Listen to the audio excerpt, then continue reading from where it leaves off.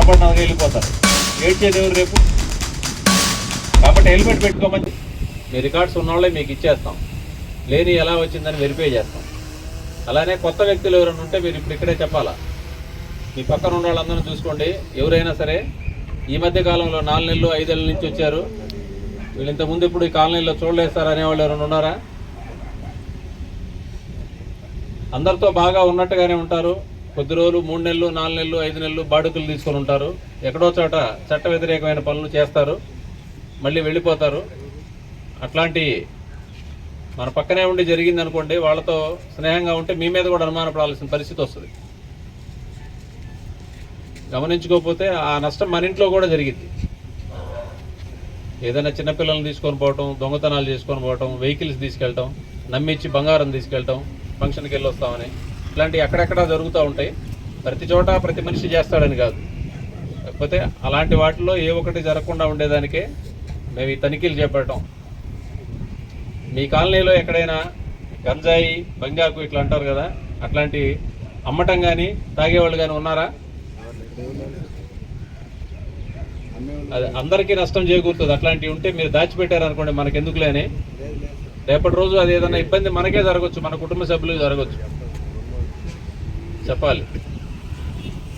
ఇంకేమైనా అసాంఘిక కార్యకలాపాలు జరిగితే, ప్యాకాట్లు కానీ, వ్యభిచారం కానీ, జూదం కానీ, బెట్టింగ్లు రకరకాలుగా ఇట్లాంటివి ఏదన్నా మా కాలనీలో జరుగుతున్నాయి సార్ అని ఉంటే కూడా మాకు సమాచారం చెప్తే దాని మీద మేము చర్య తీసుకుంటాం. ఇవన్నీ కూడా మీ కుటుంబాలకు నష్టం చేకూర్చేటువంటి తప్పులు. నేను కాదులే, మన ఇంట్లో కాదు, నన్ను అడగలేదు కాదు. అదేవిధంగా బైక్ డ్రైవింగ్ కూడా పిల్లలకు అత్యంత సరదా. 8వ తరగతి 9వ తరగతి చదివే పిల్లల దగ్గర నుంచి ప్రతి ఒక్కడికి ఎప్పుడెప్పుడు బైక్ నడుపుదామని ఉంటుంది. ఇంట్లో తండ్రి లేకుండా బయటికి ఏదో వెళ్తే తాళం తీసుకొని పోవటం, లేదా వాళ్ళ అమ్మను బతిమలాడో బెదిరించో బండి తీసుకొని పోవటం, లేదా పక్కన ఏదో తెలిసింది బాబాయ్దో మా మేనమావదో బండి అడగటం, ఇట్లా చేయటం. వాడికి డ్రైవింగ్ మొత్తం పూర్తిగా రాదు. ఒకవేళ వాడికి డ్రైవింగ్ వచ్చినా రోడ్డు మీద అటువైపు ఇటువైపు గమనించేంత అవకాశం ఉండదు వాళ్ళకి. చాలామంది అట్లా రోడ్డు ప్రమాదాలకు గురయ్యి తీవ్రమైన దెబ్బలు తగిలి కొన్నిసార్లు దురదృష్టవశాత్తు ప్రాణాలు కూడా కోల్పోయేటువంటి సంఘటనలు మేము చూస్తూ ఉన్నాం. మైనర్లు, చిన్న చిన్న పిల్లలకు కూడా ఎట్టి పరిస్థితుల్లో మీరు బైకులు ఇవ్వద్దు.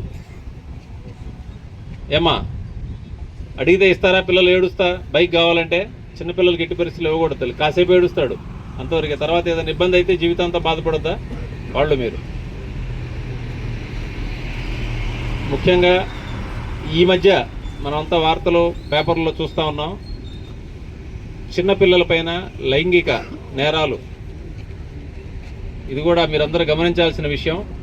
దగ్గర బంధువులు, మన ఇంటి చుట్టుపక్కల ఉండేటువంటి మనుషులు, బాగా తెలిసిన వాళ్ళు కూడా కొన్నిసార్లు చిన్నపిల్లల మీద చేయకూడనటువంటి తప్పుడు పనులు చేస్తూ ఉన్నాయి, మనం గమనిస్తున్నాం.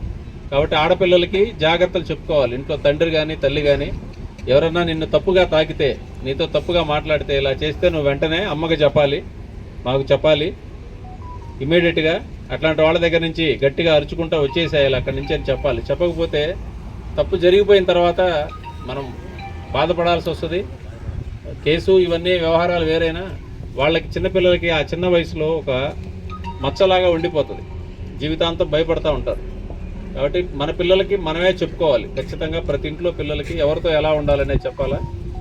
మగపిల్లలకు కూడా చెప్పాలి, ఆడపిల్లలతో ఎంతవరకు ఉండాలి, ఏం మాట్లాడాలి. పిచ్చి పిచ్చి చేష్టలు చేస్తే కాళ్ళు ఇరగొట్టి ఇంట్లో కూర్చోబెడతామని చెప్పి చెప్పాలా. చెప్పకపోతే మీ పిల్లడు రేపు ఇరుక్కుంటాడు ఏదో దానిలో తప్పు చేసి.